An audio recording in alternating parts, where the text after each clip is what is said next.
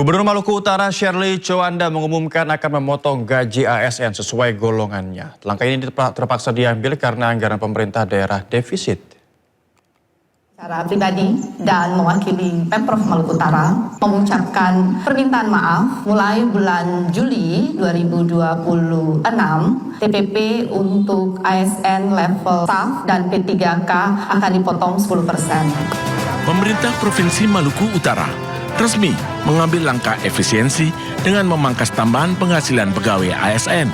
Gubernur Maluku Utara Shirley Tjoanda menegaskan keputusan ini diambil sebagai langkah terakhir karena kondisi fiskal semakin berat, terutama setelah pemerintah pusat memotong anggaran daerah sebesar 709 miliar rupiah.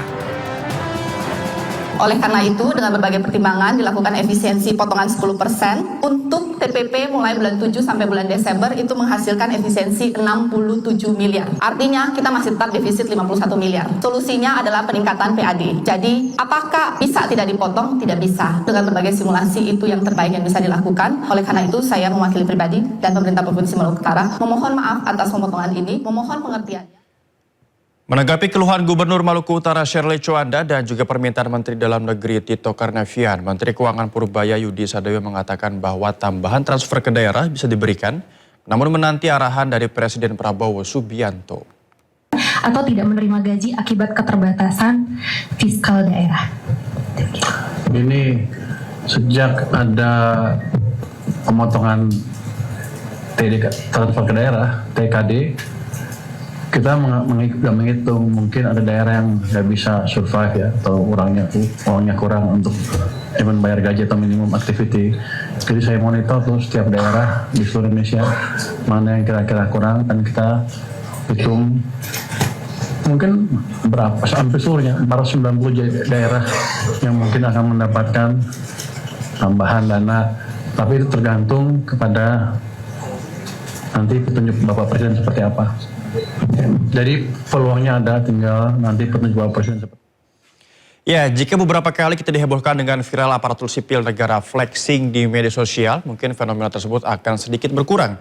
Adanya defisit anggaran daerah membuat para pembuat keputusan bersiap mengambil manuver melakukan pemotongan gaji para ASN guna menutupi kebutuhan lain. Tepatkah langkah ini diambil dan apa dampaknya terhadap publik di Indonesia jika gaji ASN dipotong? Kami akan membahasnya dengan Arman Suparman, Direktur Eksekutif Komite Pemantauan Pelaksanaan Otonomi Daerah KPPOD. Selamat siang Bung Arman, kabar baik Bung Arman? Selamat siang Mas Noval, kabar baik Mas. Iya Bung Arman, ini menurut Anda faktor utama apa yang menyebabkan ratusan daerah mengalami tekanan fiskal hingga kesulitan memenuhi belanja pegawai? Apakah karena lemahnya pendapatan daerah, belanja yang tidak efisien atau faktor lainnya Bung Arman? Ya, tentu ini bukan faktor tunggal yang dialami oleh pemerintah daerah. Karena kalau kita bicara desentralisasi fiskal, ini bicara hubungan keuangan antara pusat dan daerah. Jadi kebijakan di level nasional itu juga berdampak terhadap seperti apa fleksibilitas fiskal di daerah per hari ini. Ya. Situasi hari ini yang dialami oleh Maluku Utara dan juga daerah-daerah yang lain, itu sebetulnya kami sudah prediksi sejak pertengahan tahun lalu Mas Noval, ketika pemerintah pusat melalui nota keuangan dan juga RUU APBN pada waktu itu memangkas transfer ke daerah dengan sangat signifikan dari 919 triliun tahun 2025 menjadi hanya 693 triliun tahun 2026. Itu yang membuat situasi daerah, terutama para kepala daerah itu berhadapan dengan situasi yang sangat dilematis. Itu mau melakukan atau mengutamakan belanja pegawai atau mengutamakan belanja pelayanan publik dan atau pembangunan.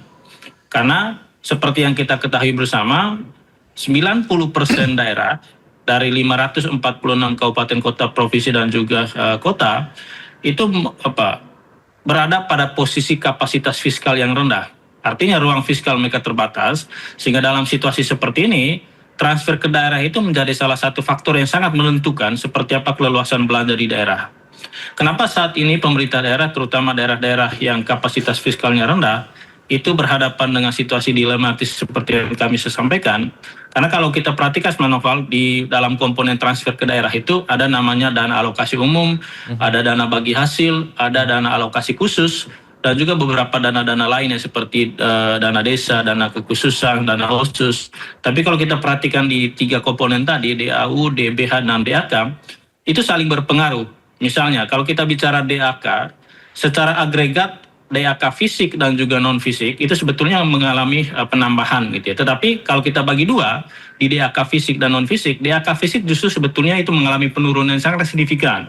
Dari tahun lalu itu 36 triliun, kemudian di efisiensi dari 18 triliun, dan berkurang lagi di TKD tahun 2020 hanya menjadi 5 triliun. Dan ini sangat berpengaruh terhadap daerah-daerah yang kapasitas fiskal rendah tadi itu, karena mereka selama ini menggantungkan belanja infrastrukturnya itu pada DAK fisik. Nah, ketika itu dipotong, akhirnya program terkait dengan pembangunan di bidang infrastruktur dan belanja modal lain itu akhirnya terhimpit. Dan mereka mau nggak mau, kalaupun mau menjalankan atau tetap menjalankan program-program seperti itu, melirik alokasi yang lain. Dalam hal ini DAU dan juga DBH. Tetapi DAU, seperti yang kita ketahui bersama, itu sudah sebagian besar itu untuk belanja pegawai, dan juga beberapa penggunanya sudah ditentukan peruntukannya oleh pemerintah pusat. Sementara dana bagi hasil, seperti yang kita tahu bersama, seperti Maluku Utara juga, itu juga dipangkas dengan sangat signifikan ya. Kalau kita bandingkan dari 199 triliun tahun 2025 hanya menjadi 58, sekian di tahun 2026, ini yang membuat pemerintah daerah berhadapan dengan goncangan fiskal yang sangat kuat gitu ya. Karena itu mereka mulai melihat alokasi di dana alokasi umum. Dan ketika berhadapan dengan dana alokasi umum, mereka akhirnya berhadapan dengan situasi tadi. Mencoba untuk melakukan rasionalisasi belanja pegawai, dan yang menjadi sasaran atau dalam tanda kutip korban adalah teman-teman P3K, baik yang paruh waktu maupun yang penuh waktu. Gitu ya. Kemudian langkah kedua juga yang dilakukan oleh pemerintah daerah ketika melakukan rasionalisasi belanja tadi, ya, seperti yang dilakukan oleh Gubernur Serli, itu memotong tunjangan tambahan penghasilan, bahkan di beberapa daerah yang lain itu bukan hanya memotong, tetapi nggak dibayarkan. Tentu ini situasi yang sangat miris gitu ya, karena biar bagaimanapun gaji dan tunjangan itu juga berpengaruh terhadap seperti apa motivasi yang itu akan berimplikasi juga pada kinerja pelayanan publik yang dilakukan oleh rekan-rekan kita ASN di daerah. Mas Noval. Ya, Bung Arman, ini kalau kita lihat kan terjadinya secara bersamaan gitu di berbagai daerah. Ini sebenarnya ada sistem yang bermasalah kah? Atau seperti apa Bung Arman kalau dari kacamata Bung Arman?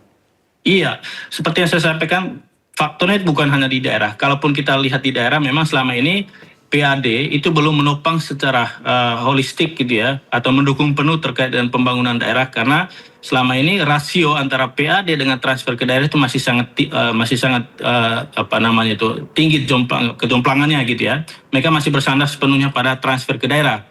Itu yang pertama, faktor di daerah. Kemudian yang kedua, ketika sebagian besar daerah berhadapan dengan ketergantungan yang tinggi pada transfer ke daerah, dan di sisi yang lain pemerintah pusat melakukan pemotongan transfer ke daerah, itu yang membuat 90% daerah tadi Mas berhadapan dengan situasi yang sekarang dialami oleh misalnya Gubernur Serli dan juga sebagian besar daerah. Kalau kita lihat catatan Kemendagri, Mas Noval, sebetulnya ada 39 daerah ya. Tapi kami menduga sebetulnya itu jauh di atas 39 daerah itu. Karena tadi data itu menunjukkan bahwa 90% daerah itu masih memiliki kinerja kapasitas fiskal yang rendah gitu Mas. Iya, ini kalau kita lihat sejauh mana pemerintah pusat bertanggung jawab membantu daerah yang mengalami krisis fiskal, Mas Arman. Karena supaya tidak mengganggu fasilitas ataupun juga pelayanan terhadap publik. Betul. Sebetulnya untuk jangka pendek Mas Noval, kita mendorong pemerintah pusat itu untuk melakukan revisi terhadap alokasi transfer ke daerah melalui APBN perubahan gitu ya. Jadi dari 3 komponen tadi, dana alokasi umum, dana bagi hasil, dan DAK, sebetulnya kami mendorong agar pemerintah pusat itu mentransfer dana bagi hasil sesuai dengan ketentuan peraturan perundang-undangan. Gitu ya. Karena selain selain dipotong untuk transfer ke daerah khususnya DBH tahun 2026, ternyata juga banyak daerah itu yang belum dibayarkan DBH dalam 2 tahun terakhir Mas.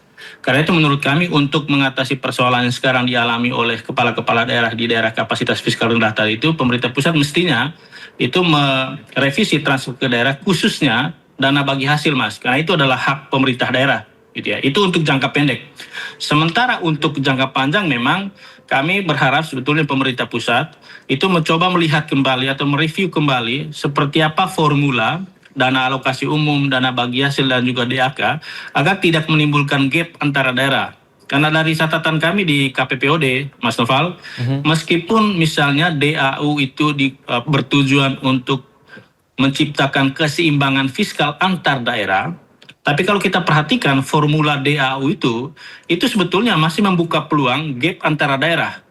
Karena indikator atau variabel yang dipakai itu masih bersifat indikatif, tidak mencerminkan seperti apa kebutuhan real di pemerintah daerah. Karena itu kami mendorong agar pemerintah pusat mencoba melihat kembali formula dana alokasi umum itu. Kami sekarang misalnya di KPPOD bersama beberapa teman masyarakat sipil yang lain itu coba menggugat ke Mahkamah Konstitusi terkait dengan beberapa ketentuan di dalam Undang-Undang HKPD yang menurut kami memang itu memberikan atau menciptakan bahkan mempertahankan gitu ya kesenjangan antara daerah terkait dengan kapasitas fiskal ini. Gitu ya. Kemudian yang kedua terkait dengan dana bagi hasil. Kami juga berharap pemerintah pusat itu melakukan kebijakan itu sesuai dengan ketentuan peraturan perundang-undangan. Karena di dalam Undang-Undang HKPD jelas sekali sebetulnya alokasi dana bagi hasil itu sesuai dengan seperti apa realisasi penerimaan dari tahun sebelumnya. Ini yang mesti harus dijalankan atau konsisten dijalankan oleh pemerintah pusat agar pemerintah daerah itu tidak merasa terpotong haknya oleh kebijakan pemerintah pusat gitu Mas. Jadi itu yang kami harapkan kepada pemerintah pusat. Meskipun kalau kita perhatikan ya Mas Noval, ketika situasi ini terjadi di pemerintah daerah, menurut kami ini memang menjadi dalam tanda kutip korban gitu ya dari kebijakan pemerintah pusat yang mengutamakan program-program prioritas nasional sehingga mengabaikan beberapa belanja strategis. Di dalam hal ini adalah transfer ke daerah gitu Mas. Ya, Bung Arman, ini kan kita lihat masalah ini nggak cuma sampai di sini aja, pasti juga berimbas kepada pendidikan, kesehatan, infrastruktur. Nah, ini gimana nasib dari hal-hal lainnya untuk dalam persoalan ini, Bung Arman? Iya, khusus untuk sektor urusan wajib pelayanan dasar seperti pendidikan dan kesehatan gitu ya, yang terdampak memang terutama untuk tenaga-tenaga pengajar atau perawat yang berstatus P3K Mas, baik yang P3K paruh waktu maupun yang penuh waktu gitu ya. Karena imbas tadi ketika terjadi pemangkasan transfer ke daerah, pemerintah daerah dalam hal ini kepala daerah mencoba untuk melakukan rasionalisasi pegawai. Yang dilihat adalah P3K dan P3K ini banyak bekerja pada sektor pendidikan dan kesehatan. Jadi ini juga ikut terdampak gitu ya. Kemudian yang kedua adalah di sektor infrastruktur Mas. Seperti yang tadi kami sampaikan, ketika 26 tahun terakhir ini pemerintah daerah itu bersandar sepenuhnya pada DAK fisik untuk pembangunan infrastruktur dan ada pemotongan DAK fisik tahun ini dan juga tahun sebelumnya, itu yang membuat pembangunan infrastruktur baik yang baru maupun untuk pemeliharaan itu akhirnya terganggu gitu ya. Jadi untuk infrastruktur dalam 1,5 tahun terakhir ini memang pemerintah daerah itu berhadapan dengan tantangan yang luar biasa Mas.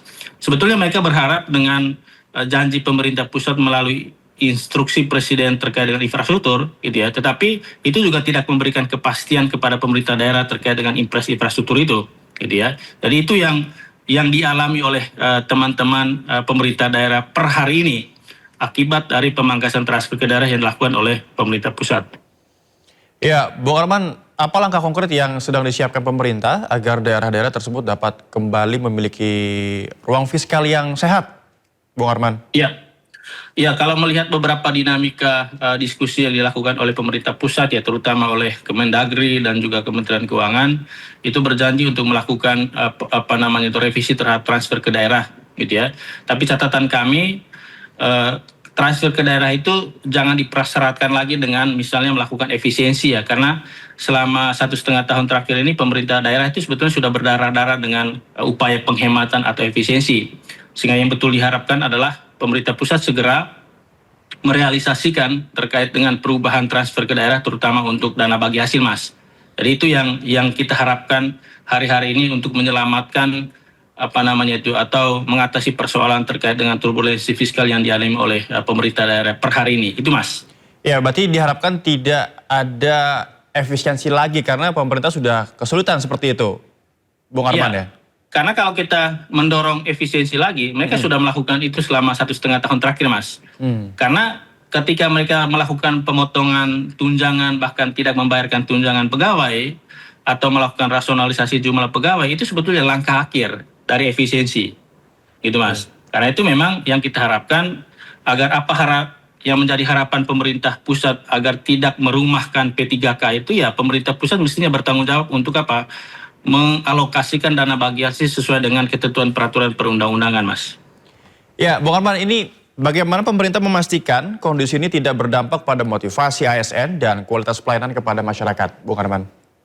Ya, satu-satunya dengan melakukan revisi terhadap transfer ke daerah, Mas. Karena itu adalah langkah jangka pendek yang mesti dilakukan oleh pemerintah pusat. Karena kalau mau berharap kepada pemerintah daerah, misalnya seperti yang disampaikan oleh Gubernur Sherly ya, mencoba untuk meningkatkan pendapatan asli daerah, khususnya misalnya dari pajak daerah dan retribusi daerah, itu masih butuh waktu dan mungkin untuk kepentingan fiskal tahun depan. Tapi untuk kepentingan jangka pendek 1, 2 bulan, 3 bulan ke depan, itu memang butuh intervensi cepat dari pemerintah pusat.